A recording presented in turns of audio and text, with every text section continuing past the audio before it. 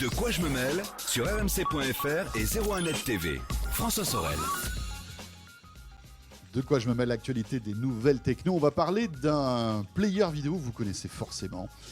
Il ne s'agit pas de YouTube, mais de Dailymotion, qui est, vous le savez, cette pépite française qui date de 2005, qui a été créée par des entrepreneurs un peu emblématiques.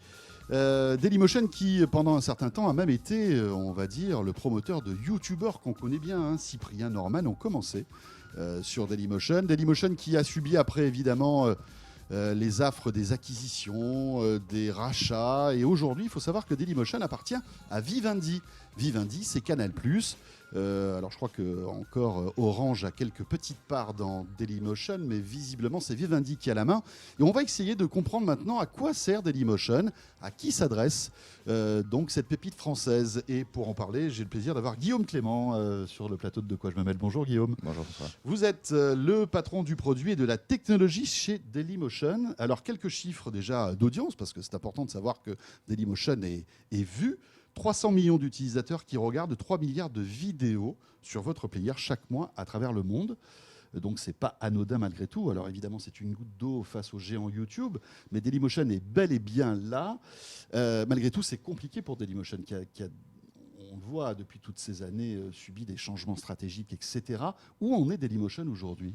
Alors où en est Dailymotion ? Effectivement, ça a été compliqué depuis l'acquisition par Vivendi en juin 2015 de Dailymotion. On a mis tous ensemble un vrai plan de relance et un plan stratégique pour Dailymotion avec une direction précise qui est de se concentrer sur une audience qui finalement est mal couverte aujourd'hui par YouTube, une audience qui est plutôt celle des 25-49, qui est une audience très intéressante pour les annonceurs, qui aujourd'hui a assez peu de temps pour découvrir les vidéos et faire sa propre recherche, à qui on a voulu mettre en avant des contenus à très forte valeur ajoutée autour de la news, de l'entertainment, du sport et de la musique, mais surtout des contenus venant de sources vérifiées, de sources que l'on qualifie de trusted sources, à qui on peut faire confiance et à qui on peut proposer à ces utilisateurs-là effectivement ces contenus-là. Mais quelle différence par rapport à YouTube ? Alors peut-être que YouTube a une audience un petit peu plus jeune, mais c'est une audience de masse aussi, mais on trouve toutes sortes de contenus sur YouTube. YouTube est un peu devenu la mémoire du monde aujourd'hui.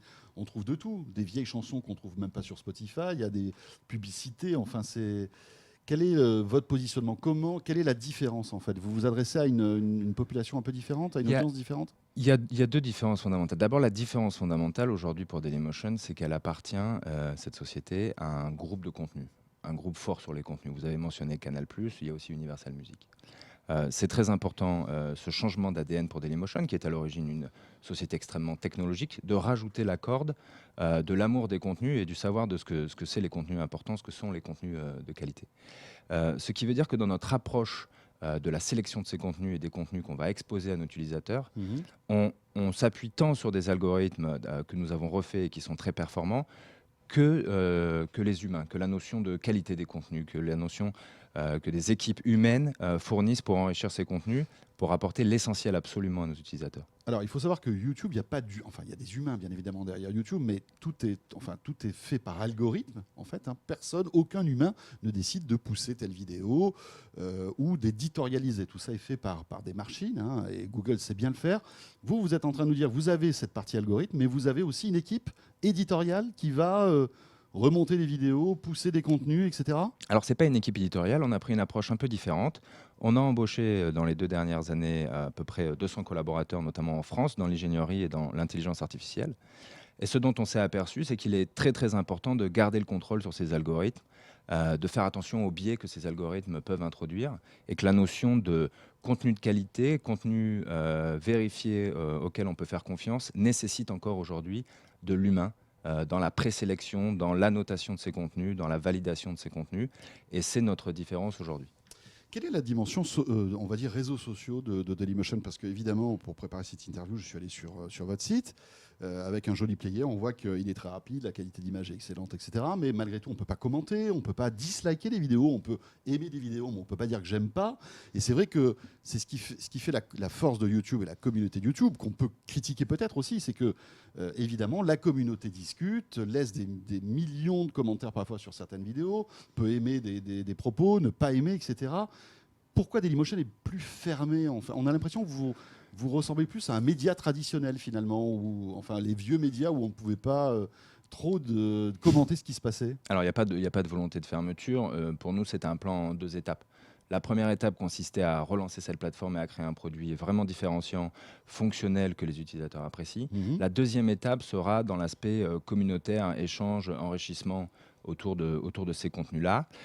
Il faut quand même dire que les commentaires et ce type de fonctionnalités peuvent amener d'autres soucis par ailleurs autour des commentaires haineux, Bien sûr. autour de la ça, c'est brand clair. safety pour les annonceurs, etc. Donc on réfléchit, on a des choses dans Mais les c'est ce qui cartons. fait un peu peut-être aussi le charme de ce type de service. En C'est ce fait. qui fait le charme de ce type de service, mais en même temps, c'est ce qui interroge beaucoup et inquiète notamment les partenaires de contenu qui sont associés à Mhm. ces commentaires-là, et les annonceurs, par ailleurs, qui veulent des contenus vérifiés et un endroit que l'on va qualifier de sécurisant pour leurs contenus et leurs Mhm. annonces. Donc c'est toute la difficulté pour nous aujourd'hui, on a un certain nombre de choses dans les cartons, de travailler autour de features communautaires et d'échanges qui n'ont pas les biais Alors, feature, c'est négatifs fonctionnalité, de hein. fonctionnalités, pardon, qui n'ont pas les biais négatifs que peuvent introduire certaines autres fonctionnalités bien connues, Donc, historiques. Vous êtes en train de nous dire que bientôt on pourra peut-être commenter les vidéos sur Dailymotion? Bientôt, on pourra échanger sur les vidéos et les contenus de Dailymotion, mais peut-être pas à travers les commentaires classiques que tout le monde connaît aujourd'hui. D'accord. Et disliker une vidéo, dire ça, ce contenu j'aime pas, c'est pas dans l'ADN de Dailymotion?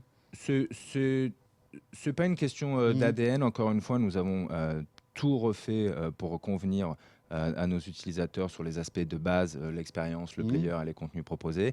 Et aujourd'hui, dans une deuxième phase, on a un certain nombre de fonctionnalités qui vont arriver, qui vont permettre effectivement d'indiquer si une vidéo est pertinente ou pas, mais notamment pour un utilisateur donné.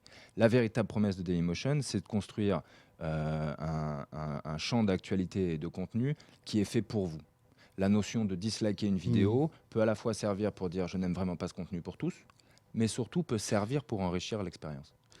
Alors, la force de YouTube, ce sont ces YouTubers. C'est-à-dire, YouTube a créé des centaines, des milliers de stars, en quelque sorte, hein, du web, qui font des millions et des millions de vues.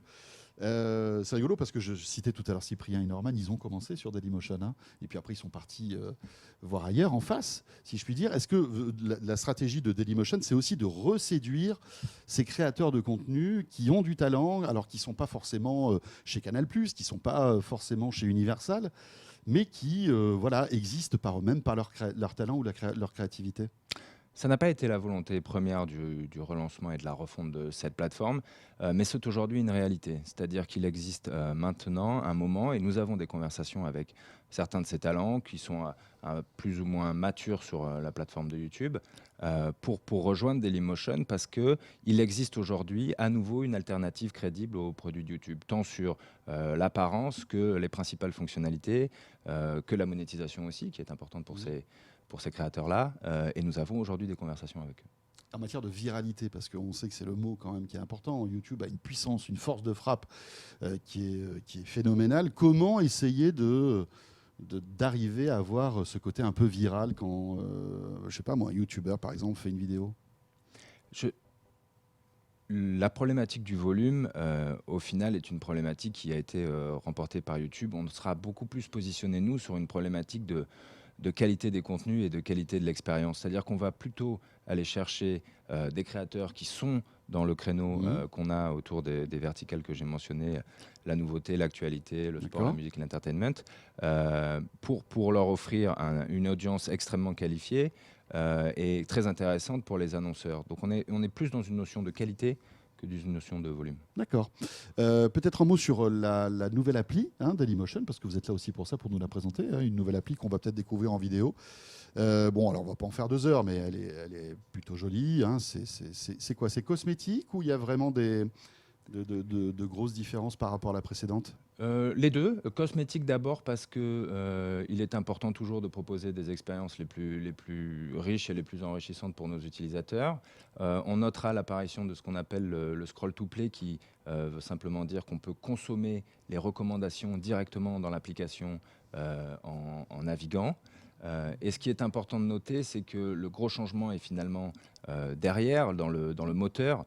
C'est cette sélection, encore une fois, faite pour vous, des contenus les plus immanquables, les contenus qu'on ne doit pas manquer, pardon, qui sont amenés directement sur vous, sur la news. On le voit aujourd'hui, tout ce qui se passe sur les Gilets jaunes, le cinéma, l'actualité, le sport, directement à consommer. Et l'idée, c'est de ne pas être le promoteur des contenus Canal, c'est-à-dire que tout le monde est le bienvenu chez Dailymotion, les concurrents de Canal, les concurrents de... Enfin, voilà. Tout le monde est bienvenu chez Dailymotion. Nos partenaires aujourd'hui, c'est absolument pas Canal uniquement. Il y a tous les partenaires de la presse française, toutes les fédérations, beaucoup de fédérations de sport françaises, beaucoup de clubs de football. L'équipe est un partenaire, BeIN est un partenaire, le Paris Saint-Germain est un partenaire, Le Point, etc. Tous sont des partenaires. Il n'y a pas de traitement de faveur d'un partenaire par rapport à un autre. Les algorithmes font ça de manière totalement indépendante et les humains aussi sur leur sélection et leur enrichissement. Enfin, il y a quand même pas mal de Cyril Hanouna, j'ai vu, sur Dailymotion. Alors, il y a pas mal de Cyril Hanouna parce que Cyril Hanouna est populaire. Oui, tout simplement. Ça fait des vues, donc ça remonte. Voilà, c'est ça aussi remonte, simple que ça. voilà, c'est bien ça, sûr. ça remonte parce que c'est... Parce que c'est populaire et parce que ça Parce marche. que c'est populaire, Parce on que ça est marche, d'accord. bien sûr. Et non pas parce qu'il est sur C8 et que ça appartient au groupe Canal+, non. ça n'a rien à voir. Non. Petite question aussi sur les stratégies d'accord que vous pouvez passer avec d'autres, je dirais des groupes concurrents, comme par exemple TF1. Canal+, pendant un certain temps, a eu des discussions un peu compliquées avec TF1 et visiblement tout va beaucoup mieux. Et donc, dans cet accord global Canal-TF1, il y a Dailymotion et visiblement, vous allez diffuser du contenu TF1 Exactement. L'accord inclut la diffusion des contenus que TF1 met à disposition sur les plateformes digitales, 100% des contenus disponibles aussi sur Dailymotion. D'accord. Absolument. Mais ça veut dire quoi? Ça sera quel type de contenu? Ça va être du replay? Ça va être des... Je sais pas. Ça veut être tous les contenus que TF1 décide encore une fois de mettre à disposition des plateformes digitales. Ça peut être certaines émissions en replay, ça peut être certaines préparations d'émissions, certaines choses qui ne sont pas diffusées à l'antenne mais qui sont quand même enregistrées. Encore une fois, tous les contenus que TF1 met à disposition des plateformes digitales seront aussi présents sur Dailymotion.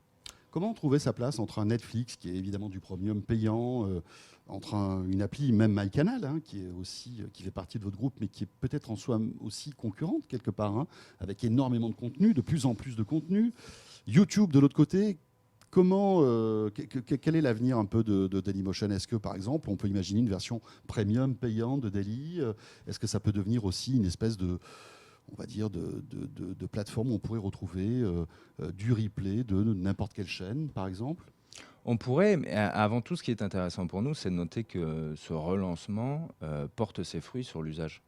C'est-à-dire que ce modèle aujourd'hui de contenu gratuit monétisé par de la publicité, depuis le relancement, on a observé 30 à 50% de croissance de nos usages dans les pays matures, type la France, les États-Unis. On a observé 300% de croissance dans des nouveaux pays qu'on a lancés, notamment en Asie, en Corée, au Vietnam, etc. Donc en fait, le modèle marche. Et ce positionnement très premium du Dailymotion actuel, qui fait place belle au contenu vérifié, fonctionne. On pourrait tout imaginer. On est aussi très à l'écoute et on observe beaucoup. Mais qu'est-ce qu'on pourrait imaginer? Alors, on pourrait imaginer du payant, on pourrait imaginer du replay, mais on est très attentif à ce qui se passe à l'heure actuelle. Peu d'acteurs ont eu des succès avec des modèles payants sur ce type de contenu-là. Donc, pour répondre à votre question, le modèle ira avec les contenus plutôt que l'inverse. D'accord. Et l'accord avec Canal permet aujourd'hui, qu'est-ce que vous diffusez comme contenu Canal+, par exemple? On a tous les contenus des chaînes Canal, CNews, Canal Sport. On a toutes les émissions replay, type le Canal Football Club, etc., les extraits d'émissions. On voit aussi que YouTube est très fort en termes de diffusion d'émissions en direct. Ouais. On peut diffuser en direct sur Dailymotion. D'ailleurs, nous, on le fait régulièrement sur 01net TV. Bien sûr. Là aussi, on peut imaginer des ambitions un peu particulières sur la diffusion d'événements en direct ou pourquoi pas des chaînes de télé sur Dailymotion? Alors tout à fait, on le fait déjà, pour être honnête. Je prends l'exemple d'un partenaire français connu, l'équipe TV, son live est distribué par Dailymotion sur dailymotion.com et sur leur site. Donc aussi. Le flux TNT de l'équipe est disponible sur Dailymotion? Est disponible sur Dailymotion, oui, tout à fait. Donc on le fait, le CNews est disponible sur Dailymotion, C8 est disponible sur Dailymotion aussi. En flux, directement, en live. Et c'est effectivement quelque chose qu'on propose et on a un certain nombre d'événements dans le monde entier qui sont diffusés en live à travers la plateforme. D'accord. Le jeu vidéo, c'est un sujet qui vous intéresse? sans trop aller du côté de Twitch aussi, parce que évidemment Je pense que la diffusion d'événements live, comme on peut voir aujourd'hui sur le jeu vidéo et les tournois où vous avez 90 000 personnes dans un stade pour regarder des joueurs, effectivement c'est quelque chose qui nous intéresse, sur lequel on est très attentif et dans toutes les régions du monde, pas seulement en Europe. Le sujet n'est plus de rentrer dans la compétition du gaming sur laquelle d'autres plateformes ont déjà fait leur place. Le sujet est plutôt sur la diffusion de ces événements-là. Très bien, et bien voilà, à vous de découvrir, peut-être laisser une nouvelle chance à Dailymotion, alors sur votre smartphone avec cette nouvelle appli. Absolument, voilà. déjà disponible. Déjà disponible, et puis évidemment sur PC, puis sur les téléconnectés, on n'en a pas parlé, mais aujourd'hui vous êtes disponible, enfin l'appli Dailymotion est disponible. L'appli Dailymotion est disponible sur la plupart des téléconnectés et des consoles. Voilà, on va voir un petit peu ce que ça donne dans les mois qui viennent. Merci beaucoup Guillaume Clément, merci d'avoir été notre invité, puis ce De quoi je me mêle est terminé. On se retrouve bien sûr la semaine prochaine. Vous le savez, toute l'actualité high-tech, c'est tous les vendredis et tous les week-ends, donc à la fois en audio sur rmc.fr et en vidéo sur 01nettv.com. Portez-vous bien et bon week-end. À la semaine prochaine. De quoi je me mêle sur rmc.fr et 01net TV.